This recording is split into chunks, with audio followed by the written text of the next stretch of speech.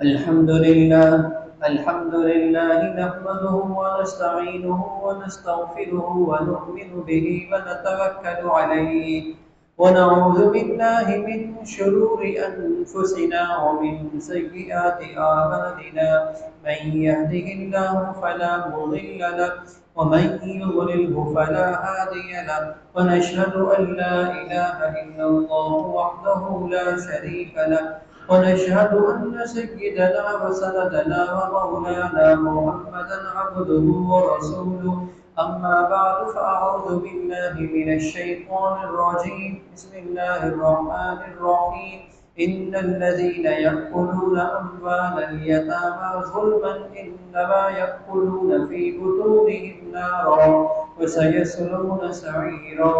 آمنت بالله صدق الله مولانا العظيم وصدق رسوله النبي الكريم ونحن على ذلك من الشاهدين والشاكرين والحمد لله رب العالمین۔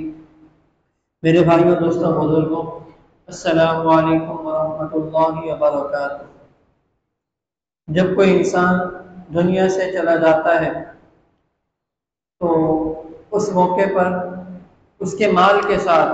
4 قسم کے حقوق وابستہ ہو جاتے ہیں، یعنی مرنے والے کے مال کے ساتھ 4 قسم کے معاملات کیے جاتے ہیں۔ یعنی شریعت کی طرف سے ہی یہ بات کہ 4 قسم کے معاملات کیے جائیں۔ ایک تو یہ کہ جب مر جائے کوئی شخص، انتقال ہو جائے اس کا، تو انتقال ہو جانے کے بعد اس کے مال میں سے سب سے پہلے تو کفن اور دفن کے جو اخراجات ہیں وہ اس کے مال میں سے پورے کیے جائیں، مناسب طریقے سے کفن کا انتظام اور دیگر جو معاملات وغیرہ ہیں وہ اس کے مال میں سے پورے کیے جائیں۔ کوئی اپنی خوشی سے دینا چاہے، کوئی اس کا بیٹا اپنے مال سے دینا چاہے، کوئی اس کا بھائی اپنی طرف سے دینا چاہے تو اس کی بھی اجازت ہے، لیکن اگر کوئی نہیں دے رہا تو پھر یہی ہوگا کہ اس کے کفن دفن کا انتظام اس کے اپنے مال سے کیا جائے گا۔ اسی طریقے سے دوسرے نمبر پر، یعنی یہ کام کرنے کے بعد دوسرے نمبر پر جو اہم کام ہوتا ہے وہ یہ ہوتا ہے کہ اس کے قرضوں کی ادائیگی، یعنی اگر اس نے کسی سے کوئی قرض لیا ہوا ہے تو اس کے قرضوں کی ادائیگی اس کے مال سے کی جائے گی۔ ہم دنیا بھر میں دیکھتے ہیں، ہمارے معاملات ہوتے ہیں تمام لوگوں کے، دنیا میں رہتا ہے انسان، زندگی گزارتا ہے تو اس کے معاملات 100 لوگوں سے ہوتے ہیں۔ کسی سے اس نے قرض لیا ہوتا ہے، کسی کی کوئی چیز دینی ہوتی ہے، کسی کے پیسے چیز لے لی ہوتی ہے، اس کے پیسے دینے ہوتے ہیں، یا ویسے ہی پیسے لیے ہوتے ہیں۔ قرض کے جو معاملات ہیں وہ نمٹائے جائیں گے اس کے مال میں سے۔ یعنی بسا اوقات تو آدمی لکھت پڑھت کر لیتا ہے اور اس کو گھر میں کسی ڈائری پر یا کسی کاپی پر ہونا بھی یہ چاہیے کہ لکھ لینا چاہیے کہ بھائی اتنی رقم میں نے فلاں سے اتنی لاکھ قرض لیے ہیں اور یہ میں نے قرض دینے ہیں، میرے ذمے میں ہے، تو اس کو لکھ لینا چاہیے۔ اور اگر لکھا ہوا مل جائے تو ٹھیک ہے، اور لکھا ہوا ہونے کے باوجود بھی اس کے ورثاء وغیرہ اعلان کر دیا کریں، یعنی جب قبرستان میں لے کر جاتے ہیں اس موقع پر، یا اسی طریقے سے جنازے کی نماز کے بعد یا اس سے پہلے کوئی بھی موقع ہو کہ جس میں سب لوگ، سارے رشتہ دار اور آس پڑوس والے اور جتنے اس کے دوست احباب ہیں جو سب کے سب موجود ہوں، تو ان کے سامنے اعلان کر دیا جائے کہ بھائی میرے والد کا یا میرے بھائی کا جس کے ذمے میں کوئی قرضہ ہے تو وہ مجھ سے رابطہ کر لے، تو اس کے مال میں سے اس کے قرضوں کو کیا کیا جائے گا، ادا کیا جائے گا۔ یہ دوسرے نمبر کا اہم کام ہے۔ یہ حقوق العباد میں سے، دیکھیے یہ حقوق العباد یعنی بندوں کے حقوق ہیں، یہ کبھی معاف نہیں ہوتے ہیں، یاد رکھیے۔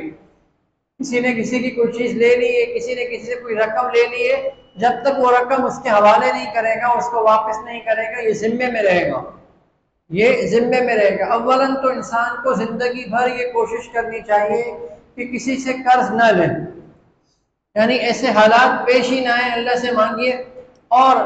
یعنی جتنی یعنی کہ بچ سکتا ہے قرض سے، قرض لینے سے اتنا ہی کیا ہے اپنے آپ کو بچا کے رکھے، اور اگر مجبوری کے حالات کے اندر قرض لینا بھی پڑے تو اس کی لکھت پڑھت کا پورا انتظام کر کے جائے، کیونکہ زندگی کا کچھ معلوم نہیں کہ کب زندگی کی آخری سانس آ جائے اور اس کے ذمے میں چیزیں رہ جائیں، کیونکہ ایسے ایسے واقعات موجود ہیں، ایسے ایسے واقعات کتابوں کے اندر لکھے ہوئے ہیں کہ چھوٹی سی چھوٹی سوئی پر بھی پکڑ ہو جاتی ہے،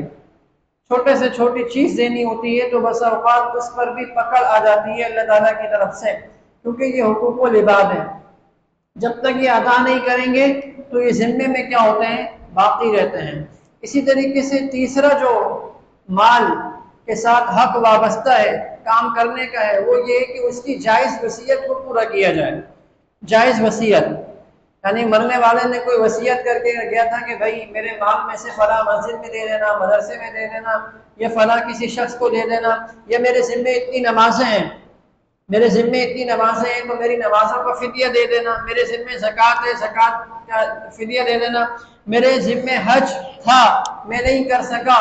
اور تو میرے مال میں سے حج بدل کرایا جائے۔ یعنی اس کی جو وصیتیں ہیں جو جائز وصیتیں ہیں، جائز،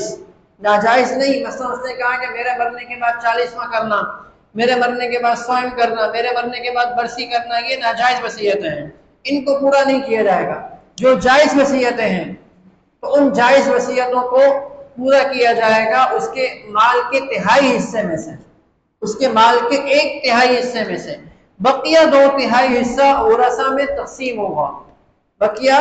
جو 2 حصے ہیں وہ ورثہ میں تقسیم کیے جائیں گے۔ 1/3 کی حد تک اس کی وصیتوں کو نافذ کیا جائے گا، اس میں پوری ہو جاتی ہیں جتنی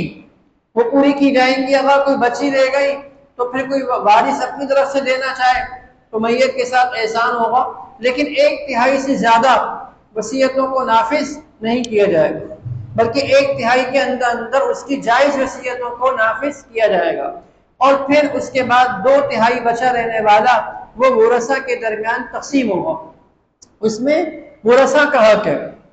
یہ جو چوتھی قسم ہے نا، اسی کی طرف توجہ دلانی ہے، یعنی وراثت کی اہمیت۔ یعنی آج ہمارے معاشرے کے اندر دیکھا جائے کتنے لوگ مر رہے ہیں، کتنے جوان لوگ مر رہے ہیں، بچے بھی مر رہے ہیں، بوڑھے بھی مر رہے ہیں، ہر قسم کے لوگ جو ہے وہ دنیا سے جا رہے ہیں، لیکن سوچنے کی بات یہ ہے کہ سارے کے سارے اپنی وراثت تقسیم ہو رہی ہے ان کی یا نہیں ہو رہی ہے؟ بہت کم لوگ ایسے ہیں کہ جو مرنے والے کی میراث کو صحیح شریعت کے بتائے ہوئے طریقے کے مطابق تقسیم کرتے ہیں، ورنہ تو ایسے ہی سلسلہ چل رہا ہے کہ اگر بیٹے ہیں تو بھائی اپنے قبضے میں لے لیتے ہیں، یا گھر کا جو مال سامان تھا وہ بیوہ اپنے قبضے میں لے لیتی ہے، اور اسی طریقے سے بہنیں شادی شدہ ہیں تو ان کو تو حصہ دیا ہی نہیں جاتا، ان کو تو حصہ دیا ہی نہیں جاتا، اور یہ سمجھا جاتا ہے کہ بھائی ابا نے تمہاری شادی کر دی تھی اور تم دوسرے گھر کی ہو گئی ہو، لہٰذا اب تمہیں کوئی حصہ نہیں ملے گا۔ یہاں تک سننے میں آیا ہے کہ لوگ بھائی ظالم یہ بھی کہہ دیتے ہیں کہ بھائی چاہیے یا مال چاہیے، یعنی اگر تم نے مال لیا، تمہیں وراثت کے اندر اور حصہ دیا، تو پھر اس صورت کے اندر ہمارا تم سے کوئی تعلق نہیں ہوگا، ہمارا تمہارے ساتھ کوئی آنا جانا نہیں رہے گا، ہمارے اور تمہارے تعلقات خراب ہو جائیں گے۔ ایسی ایک مثال نہیں ہے، ایسے سینکڑوں مثالیں ہیں ملک بھر کے اندر، دنیا کے اندر، کہ مسلمان ہیں اور اچھے مسلمان، ایسا بھی نہیں کہ کوئی گناہ گار ہو بہت زیادہ تو وہ یہ کام کر رہا ہو، بلکہ اچھے خاصے پڑھے لکھے نمازی، حاجی، تبلیغ میں وقت لگائے ہوئے اور حج اور عمرے کیے ہوئے، ایسے لوگ ہیں، لیکن مرنے کے بعد کیا ہوا؟ باپ مر گیا لیکن بیٹوں نے قبضہ کر لیا، کاروبار چمک رہا ہے خوب، اسی کو بڑھا رہے ہیں، بھائیوں نے قبضہ کر لیا اور خود بھی کھا رہے ہیں، اور کیا ہے اولاد کو بھی کھلا رہے ہیں، لیکن میراث کو تقسیم نہیں کیا۔ شرعی طور پر تقسیم کرنا تھا، جس میں والدہ کا بھی حصہ تھا اگر والدہ موجود ہے، بھائیوں کا بھی حصہ تھا، بہنوں کا بھی حصہ موجود تھا۔ آپ دیکھیے میراث کی اہمیت اتنی زیادہ ہے کہ قرآن کے اندر 4 پارے کے اندر باقاعدہ تفصیل کے ساتھ بیان کیا گیا ہے کہ کس کو کتنا حصہ ملے گا۔ یوصیکم اللہ فی اولادکم للذکر مثل حظ الانثیین، یہ ایک طویل رکوع ہے قرآن کے اندر، مکمل رکوع اس کے اندر ہے کہ بھئی اگر کیا ہو، اولاد ہو، لڑکے ہوں تو اس کو کتنا حصہ ملے گا، والد نہ ہو تو کتنا ہوگا، ماں کو کتنا ملے گا، بھائیوں کو کتنا ملے گا، بہنوں کو کتنا ملے گا۔ قرآن کے اندر اس کے مسائل اور اس کے احکامات موجود ہیں۔ اس سے اندازہ لگائیے کہ یہ کتنا اہم فریضہ ہے یہ وراثت کی تقسیم کا کرنا۔ اور حدیث میں ایک روایت ہے، آپ صلی اللہ علیہ وسلم نے ارشاد فرمایا، اس کا مفہوم یہ ہے کہ من قطع میراث وارثہ قطع اللہ میراثہ من الجنۃ یوم القیامہ، کہ جو اپنے وارث کی میراث کو کاٹے گا، یاد رکھیے، جو اپنے وارث کی کیا ہے، میراث کو کاٹے گا، یعنی اس کا جو حصہ بنتا ہے وہ حصہ نہیں دے گا، تو فرمائے اللہ تعالیٰ کل جنت کے اندر جو حصہ بنتا ہے نا اس کا، وہ اس کو نہیں دیں گے، جنت کے اندر جو حصہ بنتا ہے وہ نہیں دیں گے۔ اور ایک روایت میں تو اتنی سخت وعید آئی ہے کہ آپ صلی اللہ علیہ وسلم نے ارشاد فرمایا، جس کا مفہوم یہ ہے کہ اگر کسی نے کسی کی ایک بالش زمین پر بھی قبضہ کر لیا، کسی نے اگر کسی کی ناحق ایک بالش زمین پر بھی قبضہ کر لیا، تو کل قیامت والے دن اسے یہ کہا جائے گا کہ 7 زمینوں کو کھودو، اور 7 زمینوں کو کھودنے کے بعد اس کی مٹی نکالو اور اس کا اپنے گلے کا ہار بنو۔ اندازہ لگائیے کیسی سزا ہے۔ اور ایک روایت میں تو آتا ہے کہ اس کو 7 زمینوں تک دھسایا جائے گا، اس شخص کو 7 زمینوں تک دھسایا جائے گا، پھر نکالا جائے گا، پھر اس کو یہ عذاب ہوتا رہے گا، یہ عذاب ہوتا رہے گا، کیوں؟ ایک بالش زمین پر ناحق قبضہ کرنے کی وجہ سے۔ اب اندازہ لگائیے کہ ہم کہاں رہ رہے ہیں اور ہم کیا معاملات کرتے ہیں۔ ابا کا انتقال ہو گیا، اماں کا انتقال ہو گیا، بھائی کا انتقال ہو گیا، بیٹی کا انتقال ہو گیا، بیٹے کا انتقال ہو گیا، تو کیا ہم میراث تقسیم کرتے ہیں یا نہیں کرتے ہیں؟ نہیں کرتے ہیں۔ ہمارے معاشرے کے اندر عمومی طور پر نہیں ہوتی تقسیم، بلکہ ہوتا یہی ہے جو دستور ہے کہ بھائی سارا کا سارا لے لیتے ہیں، خود بھی کھا رہے ہیں، بہنوں کو بھی تھوڑا بہت دے دیا، اور خود ہی کاروبار کر رہے ہیں، چمک بھی ہے، چلے بھی لگ رہے ہیں، سال بھی لگ رہا ہے، اور ہر سال حج اور عمرے بھی ہو رہے ہیں، ہر سال انہی پیسوں سے کیا ہو رہے ہیں، حج اور عمرے بھی ہو رہے ہیں، اور یہ سمجھ رہے ہیں اپنے تئیں کہ ہم بہت بڑا دین کا کام کر رہے ہیں اور ہم صحیح راستے پر چل رہے ہیں، اور سامنے والا گمراہ ہے، وہ دین کے راستے پر نہیں ہے۔ حالانکہ ایک طرف نمازیں بھی ہو رہی ہیں، نوافل بھی ہو رہی ہیں، لیکن بہنیں بیچاری کہہ رہی ہیں کہ ہمیں ہمارا حق دو،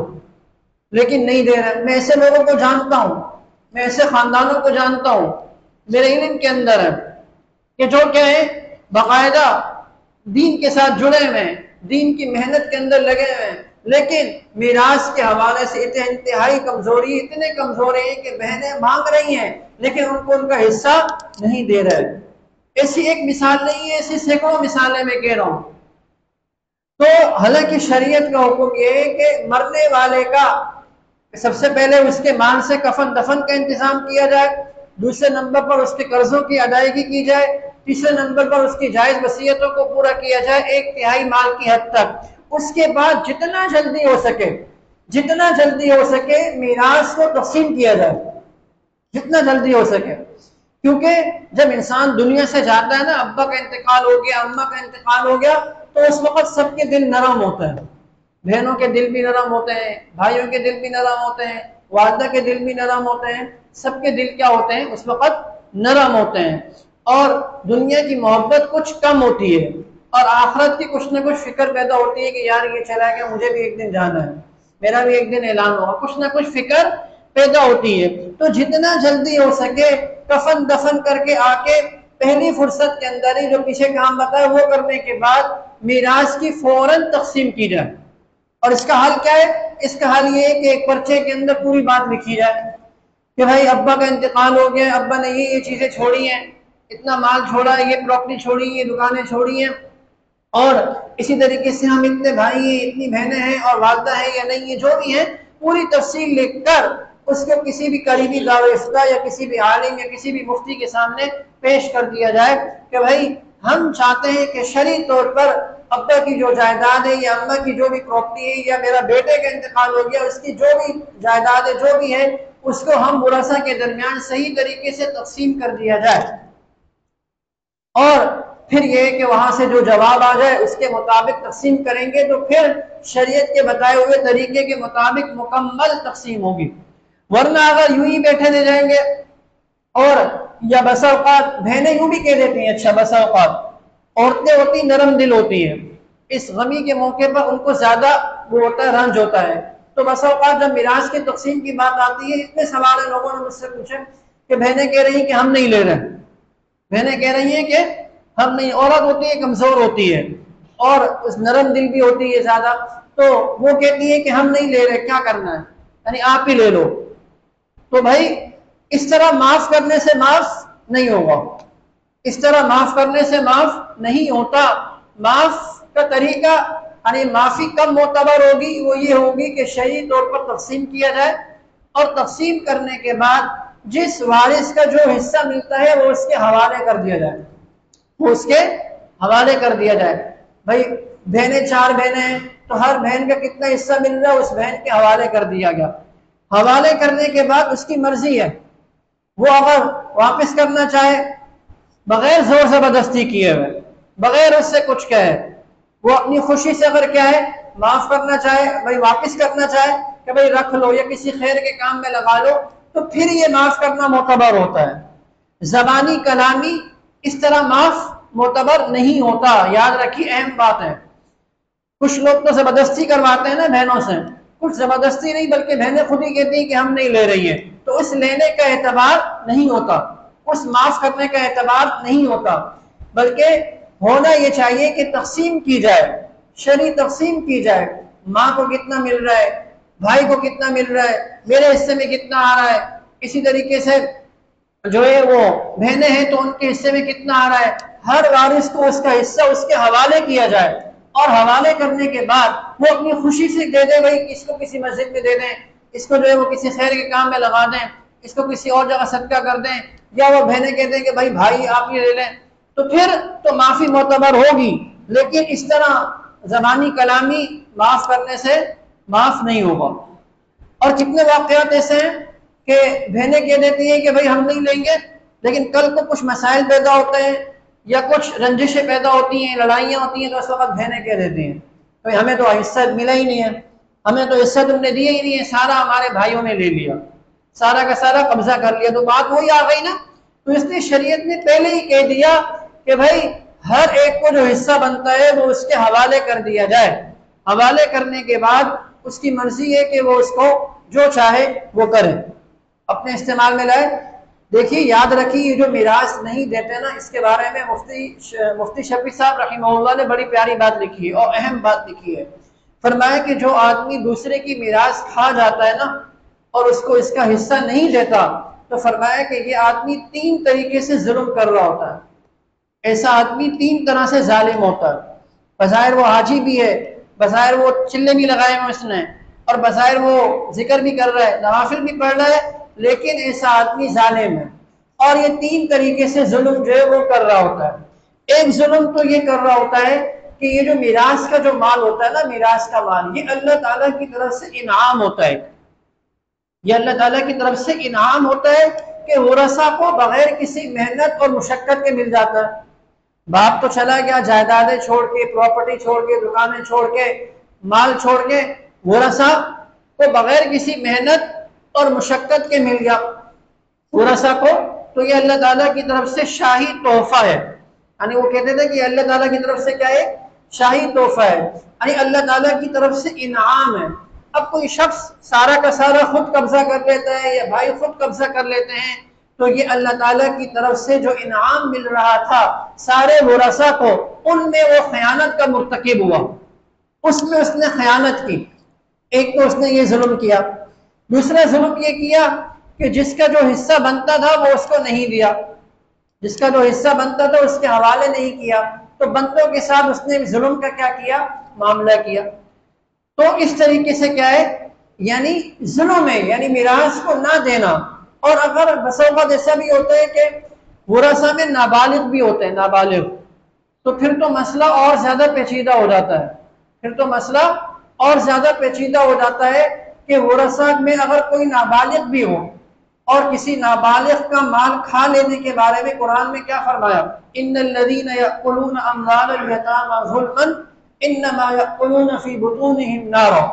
کہ جو یتیموں کا مال ظلماً کھا لیتے ہیں، فرمایا کہ وہ اپنے پیٹوں کے اندر آگ کو بھر رہے ہیں۔ وَسَيَصْلَوْنَ سَعِيرًا، عنقریب وہ لوگ آگ میں داخل ہوں گے۔ پھر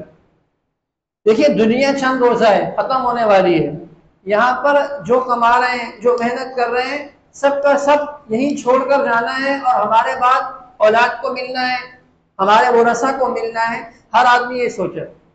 ہر آدمی یہ سوچے، جو قبضہ کر کے بیٹھ رہا ہے، جو بھائی نہیں دے رہا، وہ بھی یہ سوچے کہ میں نے بھی ایک دن جانا ہے، میں نے بھی ایک دن جانا ہے۔ تو تیسرا ظلم کیا ہوتا ہے؟ تیسرا ظلم یہ ہوتا ہے کہ یہ جو سلسلہ ہے نا، یہ پشت در پشت چلتا رہتا ہے، چلتا رہتا ہے۔ بھائی باپ مر گیا، بیٹوں نے تقسیم نہیں کی، یوں ہی سلسلہ چلا، پھر وہ بیٹا بھی مر گیا تو اس کے بیٹوں نے بھی خود کھا لیا، اور پھر اس کے بھی بیٹے تھے، پشت در پشت سلسلہ چلتا ہوا آ رہا ہے کہ شروع سے میراث تقسیم نہیں ہوئی۔ جس نے سب سے پہلے تقسیم نہیں کی، سارا وبال اس کے اوپر جا رہا ہے، یعنی ان کو بھی مل رہا ہے جو بعد میں نہیں کر رہے، لیکن زیادہ وبال اس کو مل رہا ہے کہ جس نے سب سے پہلے تقسیم نہیں کی۔ تو اسی لیے یہ انتہائی اہم معاملہ ہے، اور اس کی طرف ہمیں توجہ کرنے کی ضرورت ہے۔ ہونا تو یہ چاہیے، اب کتنی اموات ہو رہی ہیں نا، آج کل کتنی زیادہ اموات ہو رہی ہیں، ہونا تو یہ چاہیے تھا کہ دور افتاء بھر جاتا، دور افتاء میں اور کوئی مسائل ہی نہ آتے، ہر کوئی یہ مسئلہ پوچھ رہا ہوتا، لیکن کتنے لوگ ہیں، ہم سب جانتے ہیں کہ جو ان مسائل کی طرف کوئی توجہ ہی نہیں کرتے، اور انہیں اس بات کی کوئی فکر ہی نہیں ہوتی کہ بھائی کیا ہے، یہ بھی ایک اہم معاملہ ہے اور کل کو ہماری پکڑ کا ذریعہ بن سکتا ہے۔ دعا فرمائی کہ اللہ تعالیٰ کہنے سننے سے زیادہ عمل کی توفیق عطا فرمائے۔ وآخر دعوانا الحمد للہ رب العالمین۔